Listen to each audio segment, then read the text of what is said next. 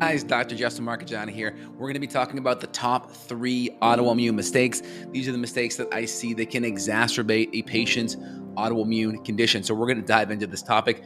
Please don't forget to like and subscribe. Love to see your comments down below on the topic.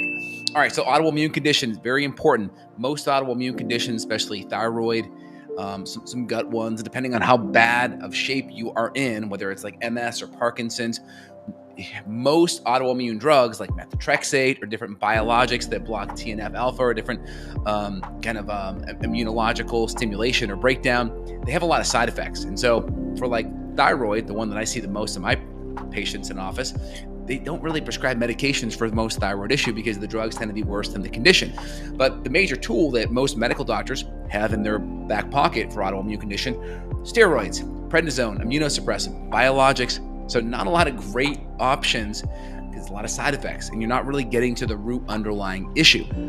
I had Terry Walls on my podcast. We talked about MS and kind of the approaches for MS and her kind of approach to getting herself healed so she was out of a wheelchair walking. We'll take some of those principles and add them into today's video. I mean, the first thing out of the gate that most conventional MDs don't look at, they do not look at food, they don't look at diets. And diet plays a major role because the more you drive inflammation, the more you're causing breakdown of your tissue in your body. So let's say you have an autoimmune joint issue like rheumatoid arthritis, or some kind of an autoimmune connective tissue issue like lupus. Well, guess what? That inflammation breakdown is there and is present. That's part of the reason why you're tired, you're achy.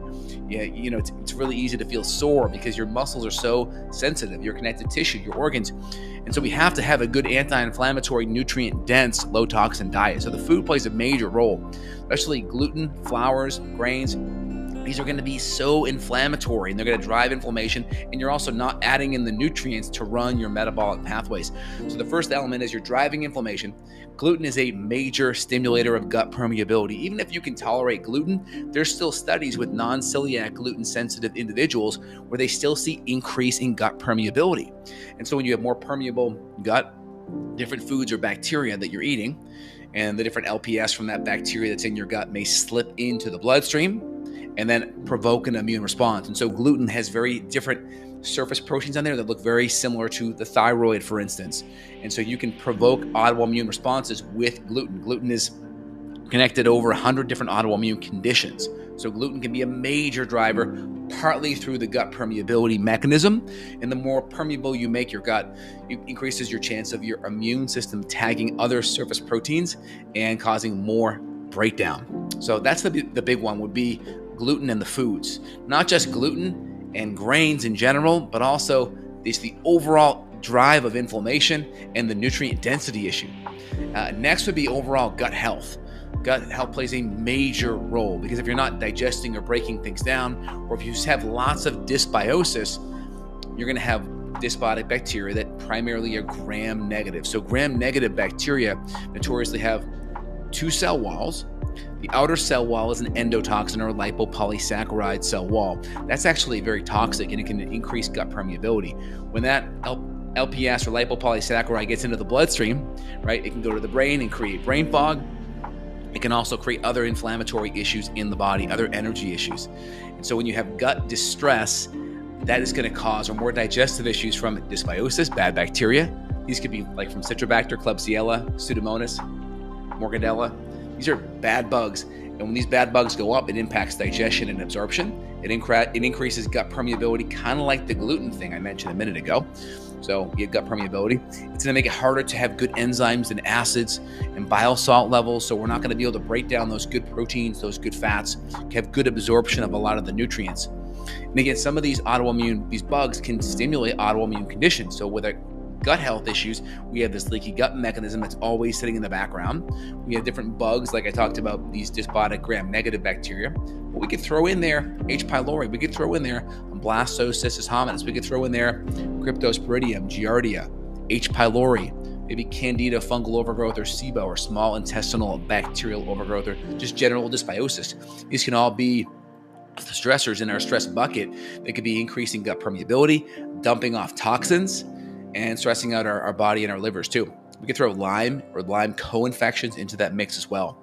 And third would be toxins. Now, these toxins could run the gamut from mold toxins I see patients in very moist environments, wet environments, either high humidity or just not having good air filtration to filter out dust and particulate, allowing mold to grow at a more subclinical level. And some may be at more of an acute level where they just did not get professional help getting remediation from different water leaks in their home, and they could have toxic mold or mycotoxins. Mycotoxins are the off-gassing or the farts of the mold. And so these mycotoxins can actually be worse than the molds in general. So aspergillus, for instance, can spit off 300 different mycotoxins. So I would say mold can be a big thing. So you have to look at the environment, maybe even test your own mold levels. We could throw metals into there too. We could throw pesticides. We could throw heavy metals as well, like aluminum, cadmium, mercury, lead. Heavy metals will be a big deal. Again, pesticides are going to be a big deal. Now, what are the big vectors of these things? It's going to be in your food, and it's going to be in your water.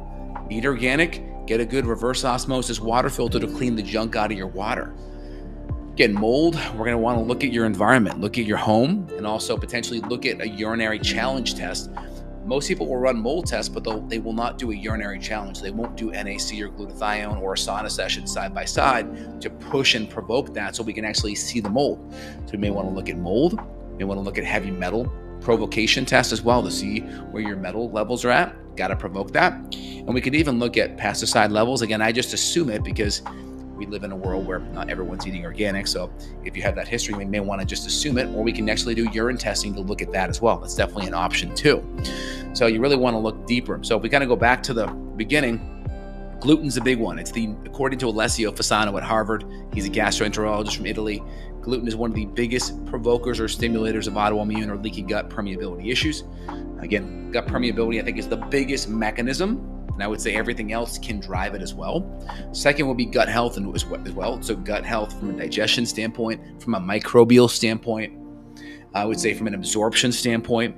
And then number 3 will be toxins. So this could be mold, this could be heavy metals, this could be various pesticides, or even put microplastics or xenotoxins or pesticides from foods, from plastics. So we could put our bisphenol A, our phthalates, our different microplastic compounds, our different pesticides and herbicides. We could throw Roundup in there. We could throw our metals, lead, arsenic, cadmium, aluminum, mercury. Those are going to be key out of the gates. And then, of course, our mold mycotoxins. It's going to be a big one out of the gates. So my favorite test, again, will be looking at plate tests for mold. We look at organic acids to get a window into some of these mold toxins in the urine, or urinary mold challenge tests. And then we would also run different provocation tests for heavy metals. We would look at different provocation tests for various pesticides or microplastics as well. All right, guys, if you enjoyed today's video, please let me know. Let me know in the comments.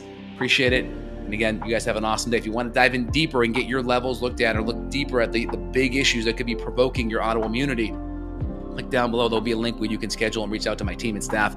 We're happy to dive in deep. We see patients worldwide on the functional medicine side. Again, get your thyroid looked at, get your ANA looked at, get your inflammation markers looked at. These are other good things to look at side by side to see how inflamed, or to see if your tissue is already more on that autoimmune path, if you will. All right, guys, links down below if you want to reach out. Have an awesome day. Take care. Bye.